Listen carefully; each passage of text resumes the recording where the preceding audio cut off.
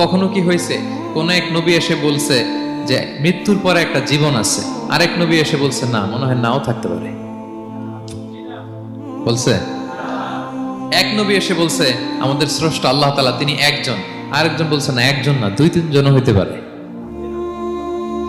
এক নবী এসে বলছে ভালো করলে জান্নাত, খারাপ করলে জাহান্নাম, আরেক নবী এসে বলছে না, জান্নাত জাহান্নাম বলতে কিছু নাই। হইছে? হইছে?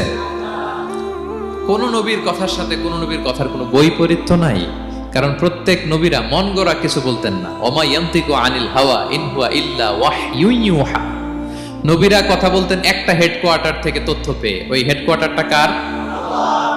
ওই হেডকোয়ার্টার থেকে যে ইনফরমেশন আসতো সেটার আলোকে নবীরা কথা বলতেন, বানিয়ে কিছু বলতেন না। সব নবীরা দাওয়াত দিয়েছেন ইয়া কওমি ইবুদুল্লাহ মা লাকুম মিন ইলাহিন গায়রু, হে আমার জাতির লোকেরা এক আল্লাহর ইবাদত করো, আল্লাহ ছাড়া অন্য কারো ইবাদত করো না। সব নবীরা বলেছেন ইন্নী লাকুম রাসূলুন আমিন, নিশ্চয় আমি তোমাদের কাছে বিশ্বস্ত রাসূল হিসেবে প্রেরিত হয়েছি। সব নবীরা বলেছেন ইয়াউমা লা তামলিকু নাফসুন লিনাফসিন শাইআ ওয়াল আমরু ইয়াউমা ইযিল লিল্লাহ, এমন এক দিনের মুখোমুখি হতে হবে কেউ কারো উপকার করতে পারবে না।